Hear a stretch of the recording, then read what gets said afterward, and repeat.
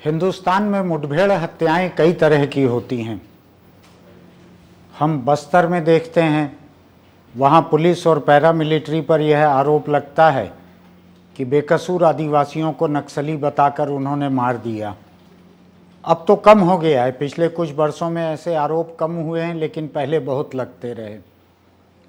कश्मीर में, उत्तर पूर्व में कई जगह ऐसे आरोप लगते हैं जहाँ कुछ उग्रवाद है, आतंकवाद है, वहाँ पर पुलिस या दूसरे सुरक्षा बल लोगों को, बेकसूर लोगों को घेर कर मारते हैं। ऐसा भी सुनाई पड़ते रहता है। जांच में कई बार कसूरवार पाए जाते हैं ये लोग। पंजाब में जब आतंक अपने चरम पर था, उस वक्त वहाँ मानवाधिकार हनन के बहुत से मामले हुए। एक बड़े चर्चित पुलिस अफसर KPS गिल वहाँ पर थे और उनकी अगुवाई में बहुत से बेकसूर लोगों को पुलिस ने मारा था। उसमें कई लोगों को सजाएं हुई। लेकिन आज इस चर्चा की ज़रूरत एक ख़ास मकसद से आ पड़ी है।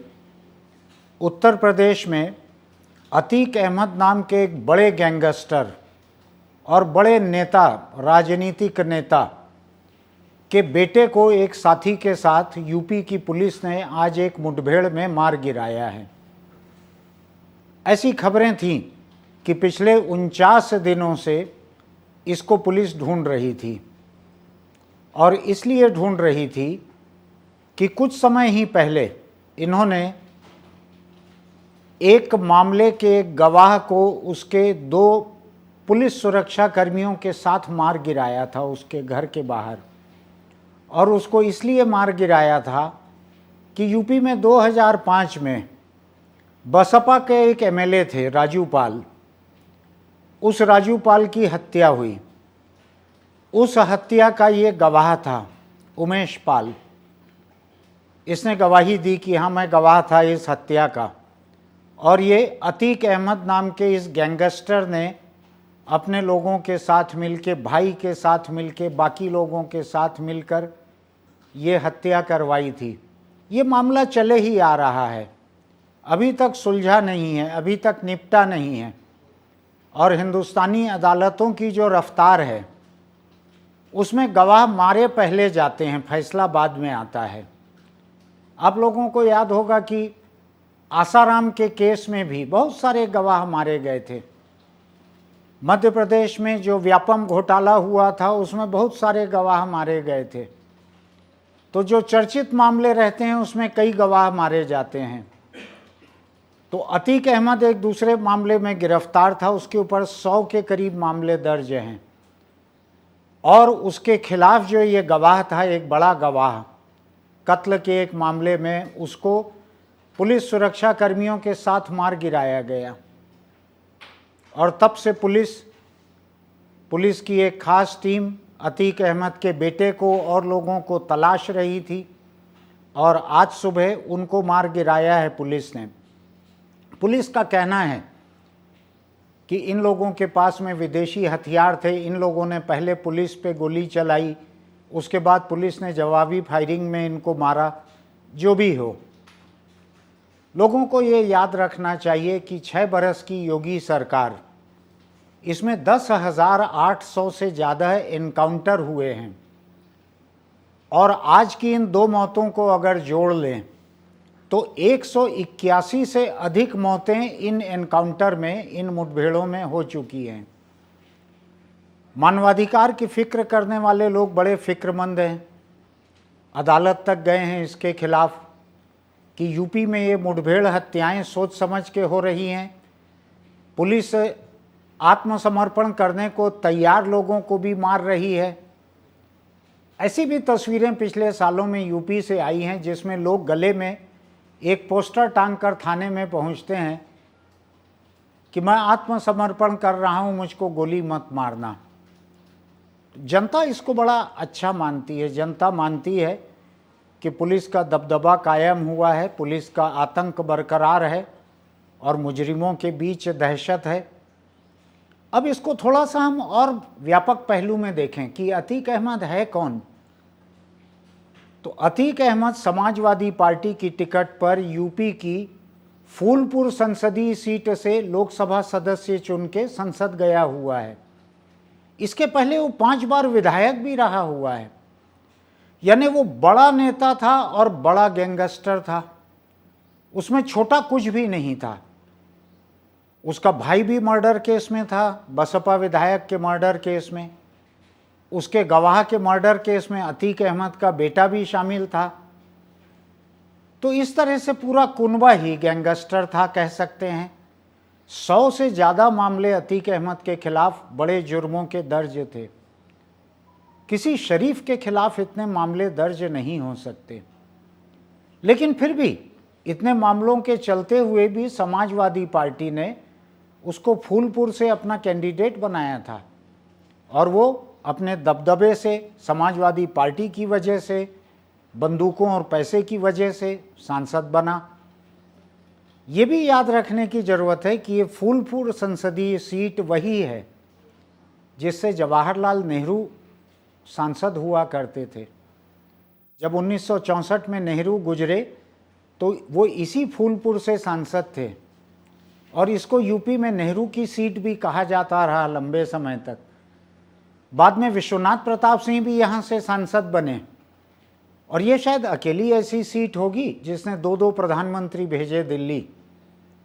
वो सीट जाके किसके गोद में गिरी? अतीक अहमद के, जिसके खिलाफ अनगिनत अपहरण, मर्डर, सभी किस्म के जुर्म दर्ज हैं।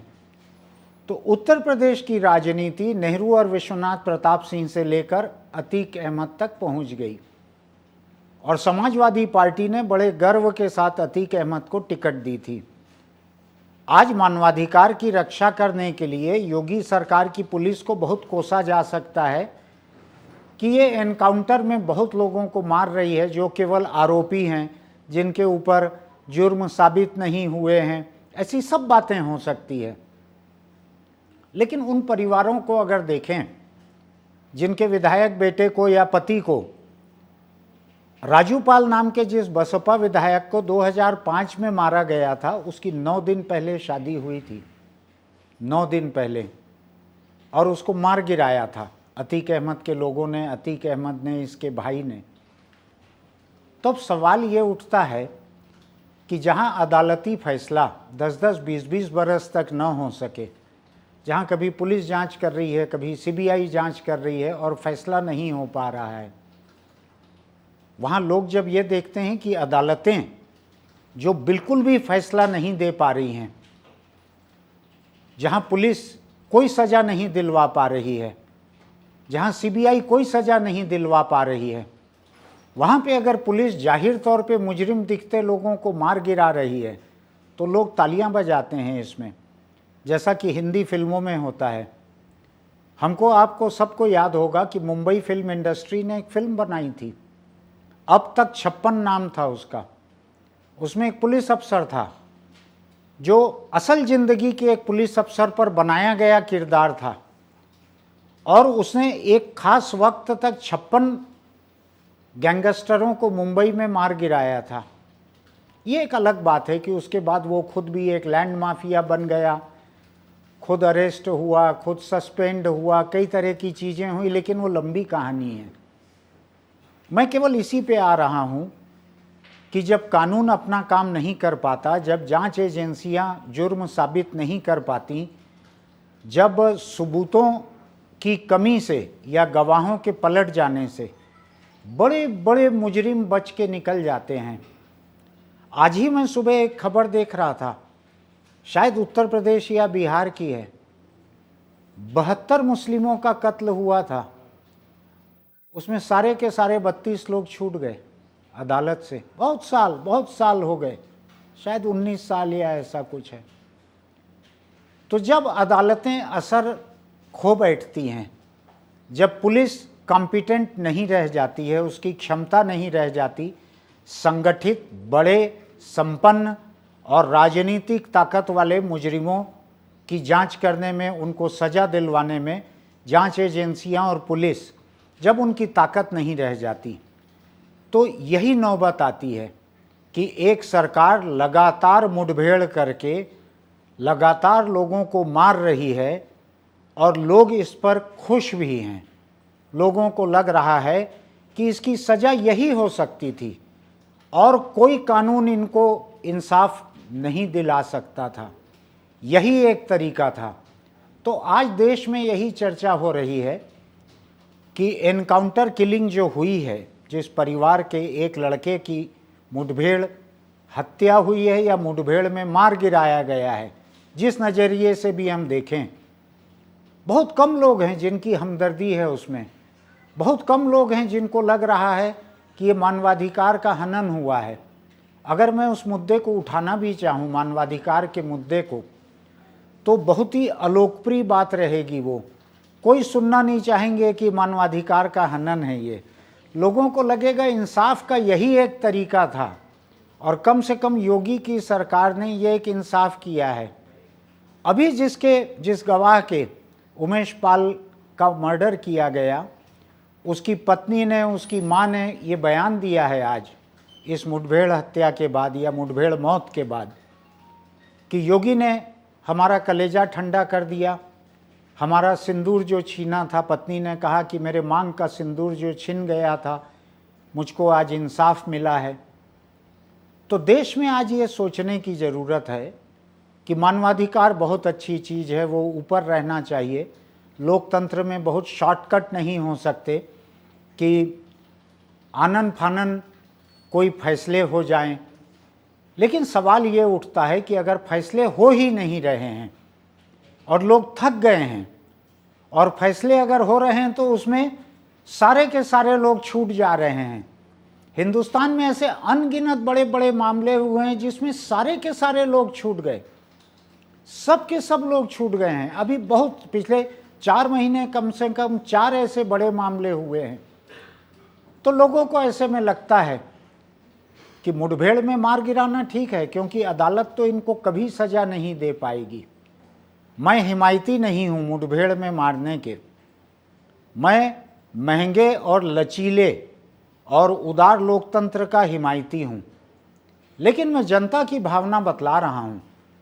जनता की भावना यही कहती है कि जब दाऊद इब्राहिम के गुंडे या छोटा शकील के गुंडे जब मुंबई पर राज करते हैं और पुलिस उनका कुछ नहीं बिगाड़ पाती, तो उस समय दया पवार या ऐसा कुछ नाम था उस पुलिस अफसर का, जो लोगों को गोली मारता था और मुठभेड़ में ख़त्म कर देता था, और जिसके ऊपर फिल्म बन रही है, सब कुछ हो रहा है, तो लोग उसको हीरो मानते थे, उसको विलन नहीं मानते थे कि ये कानून के खिलाफ काम कर रहा है या ये कानून का बेजाय इस्तेमाल है, ऐसा नहीं मानते थे। तो आज मेरे पास कोई समाधान नहीं है कि ऐसी मुठभेड़ मौत होनी चाहिए कि नहीं होनी चाहिए। अगर पुलिस जिसकी तलाश कर रही है वो 49 दिनों से फरार है, 49 दिनों से गायब है, जिसका बाप जेल से एक मामले में उम्र कैद पा चुका है, जो उत्तर प्रदेश की जेलों में रहते हुए जेल के भीतर से हत्या और अपहरण करवाने की ताकत रखता है, जिसको ले जाके गुजरात की जेल में रखा गया है, क्योंकि उत्तर प्रदेश की जेल में उसके ऊपर कोई काबू नहीं हो सकता, वो वहाँ गैंगस्टर बने रहेगा। तो जब मुजरिम इतने ताकतवर हो जाते हैं, अदालत इतनी कमज़ोर हो जाती है, तो उस वक्त फिर योगी की पुलिस हीरो दिखने लगती है।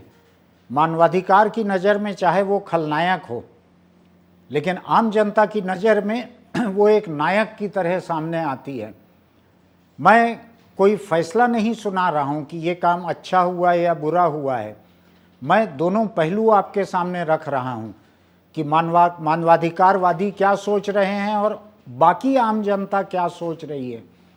फैसला आपको करना है कि हिंदुस्तानी लोकतंत्र में अदालती तंत्र, जांच तंत्र पुलिस का और मुजरिमों का ऐसा तंत्र जिसमें वो नेहरू की सीट से उत्तर प्रदेश का सबसे बड़ा मुजरिम संसद जा सकता है, 5 साल सांसद रह सकता है। तो ऐसी व्यवस्था में, ऐसे लोकतंत्र में मुजरिमों का आखिर क्या किया जाए? आप सोचिए, मैं भी सोच रहा हूँ। कल किसी और मुद्दे को लेकर हम लोग मिलेंगे।